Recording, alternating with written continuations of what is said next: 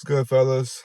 My name is Ferris Abanil. If you're new here, I do something called Gumption Talks where kind of just sit down and talk into the camera and talk about what I'm going through, what I'm learning in life, being 20 years old and just trying to be as open as possible to as many opportunities as I can and just continuous learning and self-development. That's what I've been doing the past year is just constant self-development. So that's what I do here on my channel is just kind of document my life towards self self actualization. And what that is achieving one's highest purpose. And that's I truly feel like that's a fulfilling life to where I can I have a vision when I pass away, I will be met with the person that I was intended to be, my highest potential self. I'll look that person in the eyes and a desired situation is looking that person in the eyes and that person is identical to what I am in that moment, to my desired state. And a hell situation would be me looking at that person and we're completely opposite. So I know that's kind of deep, especially for it's 7 a.m. right now, but constantly that's how I think. That's a desire deep down rooted in my brain, and it's planted in my subconscious mind, and I'm constantly working towards that. And I would love to share that with y'all as authentically as I can. And again, I got a lot of new subscribers from the video I posted out. I believe it was last week. My morning routine, the 4:15 wake up and doing the 5-4-5, where I do 32 ounces water. I journal, I do push-ups, and then I do my cold shower. I got a lot of new people in there, so I kind of just wanted to do a little preface of who I am and I guess my deeper purpose, my deeper desires towards what I want to do, especially on this channel, and try to serve as try to be vulnerable with y'all and show you that it's a route you can take in life and you have that option to do it, is to just go on self-development, because that's what I've been doing the past year about. But anyways, again, that was a little preface for anyone new, anyone coming back to these videos. And I constantly want to put out as much quantity and quality as I can. That's why I'm trying to be as authentic as I can. And also, I want to keep practicing just talking into the camera, because it's not a natural thing. If you sit down anyone and tell them talking to camera for like 20-30 minutes about whatever the hell, like, it's hard to do. And especially when I started off, like, you look at my first video, um it was the video where I talk about rock bottom, where I had to get escorted out of a club because I got blacked out. If you look at that video, it's completely different already from what I'm doing right now. I mean, sure, some similarities with me being the one talking, but then again, I'm improving those skills. And I can't see it in the micro, meaning day by day, but in the macro, month by month, year by year, I can see that skill constantly improving.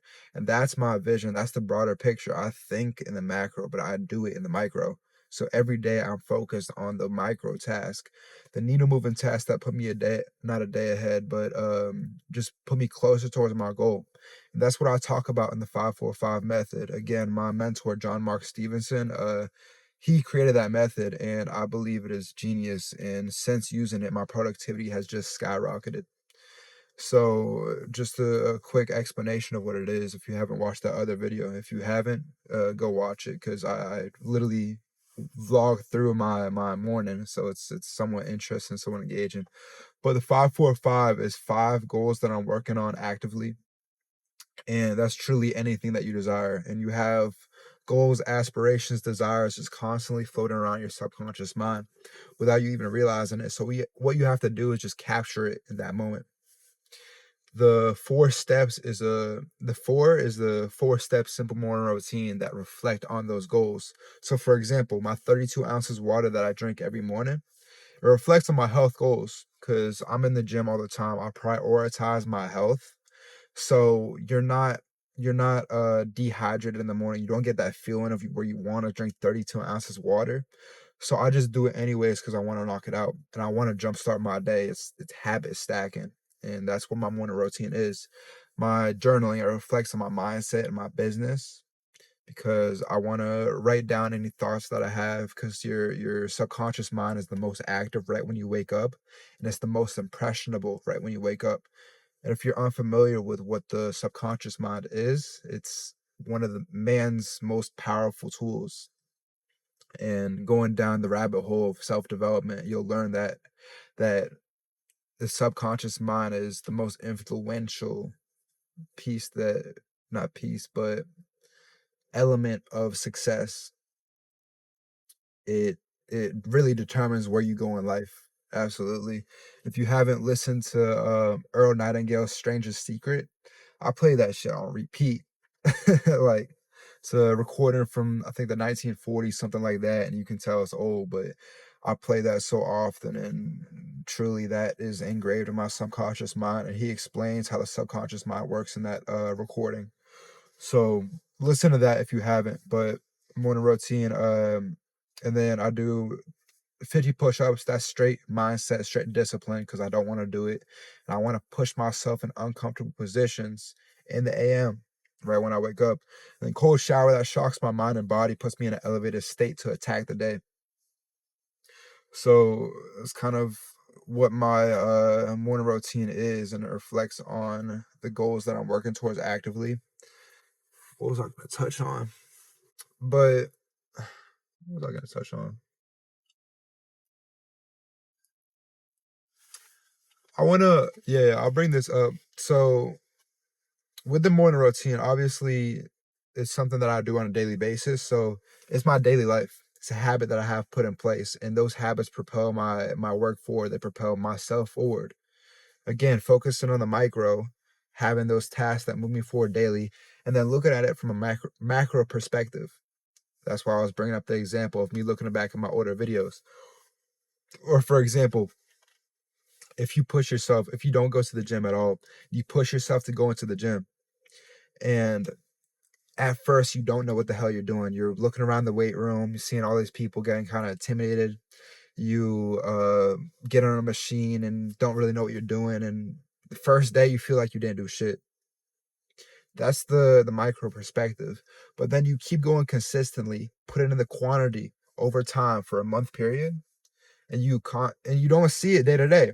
But in the macro, you improve. And a month later, when you're doing the first leg extension workout, you might just be like flinging the weight up and down. The second month, you're actually focusing on the mind muscle connection. You're fully contracting your legs and you're pushing for what is it, time and attention. So those are all like little tricks that you learn in the gym, and I'm still learning that myself. That's honestly something that I find a weak point of mine is that I'm not too informed in the gym, and I constantly want to keep learning. So that comes with just being curious, asking questions. That comes with looking at other people that are ahead of me and even below me too, because anyone really can give you advice. And asking them for advice and just learning how they do their splits, how they're in the gym, and just I talk about this in my other videos, but drop your ego towards anything you're doing. You shouldn't feel like you can't ask someone a question because they're lower than you. You shouldn't feel like you can't ask someone a question because you got a stick up your ass. Always just drop your ego and take advice as it is and apply it to your life how you can. And that's a bottleneck of mine for the past year. I had the craziest ego, and I've had coaches, mentors in my life that one specific coach told me that he said, Ferris, you have an ego, you need to drop it, and you figure out a way to justify the things that you don't want to do with logic. He told me that. I was like, fuck, you're right. You're right. I do that so much.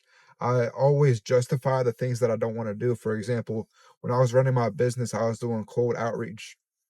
If you don't know what that is, I'm literally picking up the phone, calling someone I don't know, and I'm pitching someone on my business, the business model that I had when I was running previously. So it's complete like cold interaction. That's why it's called a cold call. So it's off cold rip. Um, but that's not the most comfortable thing. And honestly, it was tough for me to pick up in the beginning to actually cold call people. But I justified the reason because in that example too, you want to push for quantity too. Always you want to push for like 100, 200 calls daily. That's like the minimum you should be doing. And I would justify that I didn't want to do the cold calls with I had something else pop up that's more important. It's really not that more important because my goal in the time was to really push my business forward. So that should have been my main goal, and everything else I just drop it. Like for example, you're not gonna count how many times you did laundry in the month, and you're gonna look at that next month and you're gonna say, I did laundry 16 times last month. There's no progress to that. You gotta focus on the things that you actually care about. You know what I'm saying? And I know I've just been ranting for the past 10 minutes now. Um, yeah, I want to go through something that I've been learning recently, and that is constant testing. And it's called the battle of attrition. Attrition, that's certain attributes that you have towards whatever you're trying to focus on in life. So for example, self-development, my morning routine, I'm testing that out as well. One variable at a time so I know what affects the other. What how can I phrase this? So I can understand what specific variable that supports me, benefits me. And I've been a lot more conscious of the specific elements that I do, the specific things that I do in my life. For example, checking my phone every 2, 3 minutes. That doesn't benefit the man that I want to be. And I ask myself that question. I reprogram my mind because everything you do is a prediction. James Clear talks in Atomic Habits about this, is that you constantly predict your life even though you might not feel like it. Like for example, if I'm driving right now and I'm driving out the neighborhood right now, I'm sitting in a neighborhood parking lot and I see a stop sign. My prediction is if I don't stop for the stop sign, I might get hit by a car. Back to what I was saying about attrition. So I'm constantly testing out variables, and again, one at a time, so I know what works, what doesn't, and I'm seeing what works best for me. So for example, I'm testing out cutting off my screen time at it was 8:15 every single day. And honestly, I find myself turning off my phone around like 7:30. And it's been great because I just get to clear my mind and just have time for myself at the end of the day. And I truly enjoy that, is to because the world is constantly throwing stuff at you, and I'm combating it with my decisions, my actions. And at the end of the day, I have my own time. I get to reflect on my day of one. I get to track anything that I'm tracking, for example, my food, because I'm cutting right now. So it's a goal of mine that I'm keeping track of. And then I'm planning out my day tomorrow. I'm writing 5 needle moving tasks that are moving me forward the next day that I gotta get done. So turning off my phone, it gives me time just to clear my head. And when I'm taking a shower, I can be a little bit mindful. Like people, they kind of roam unconsciously in the shower. That's why you get shower thoughts, is you're not really present in the moment. But taking intentional deep breaths just throughout the day periodically, that brings you back to the moment, that makes you realize that you're here right now. And every night before I go to sleep, I say thank you for January 14th. Thank you for what you taught me today.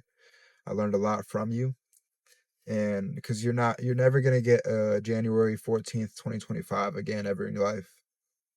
You got to be grateful for the time that you get, because reality is, as cliche as it sounds, tomorrow's not promised. And you can constantly live your life saying, oh, there's always gonna be another day. It's not promised at all. And saying it is one thing, thinking it and programming that in your mind is another, and taking actions based on that. That's why you can't really live without regrets. For example, someone commented on one of my videos on TikTok that I put out. He said, "You're gonna look back at this. You're gonna cringe back at this when you're older." Maybe. I probably will, honestly, especially with these videos that I'm putting out right now. But here's the thing. I'd rather cringe at it than look back at it saying that I never tried. That's how you should look at everything in life, is that you should always want to give yourself your best effort, your best self towards it. And you only get one life, and mm, I don't think that people wake up and realize that, because I didn't realize that at one point, at not one point in time. Throughout most of my life, I didn't realize that. I didn't treat my life like it is. I didn't treat it like I can control my reality, which 100% you can. You control your own reality. You control your decisions. It's only you, and if you believe in God, only you and God writing the script of your life. So continue to make decisions for yourself. Continue to take risk. And I've fallen in love with constantly taking risk. Ever since I started being an entrepreneur with my business that I failed, I made money with it. Sure, I didn't hit the monetary goals that I set for myself, though. I failed that business. But I've fallen in love with the fact that I can take my own risk and I can control my life, and what I put out in this world mirrors right back onto me. Anything you put out, talking about energy, I'm talking about decisions, I'm talking about relational, talking about relationships. It all mirrors back to you, and you are in control of your own reality. And again, it's not just saying that; it's programming that into your mind and taking actions based on that. Like, for example, I didn't want to do this talk right here, but I framed it in my head that it would be selfish of me not to document myself, not to talk to the camera, not to talk what's going throughout my mind. It would be selfish of myself not to share my vulnerability, because this talk isn't, honestly, the man that I desire to be talks clearly, is clearly defined. He talks clearly, he has no problem expressing his thoughts, and I'm not at that point yet. And the only way I can get there is constantly putting in reps towards the man that I desire to become. So there's no easy way around it. I can't just go throughout, because I've done that all my life. I've just waited for the right time. There is no right time. That's what I'm getting at.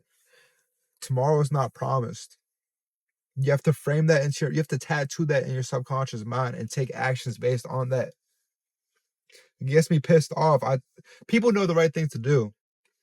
They know they should be eating healthy. They know they should actually take risks, take decisions based on who they want to be, if they truly want to fulfill their life, which every man should want to fulfill their highest purpose. I believe that's my true purpose in life, is to fulfill my highest potential, and obviously that spills out into every category.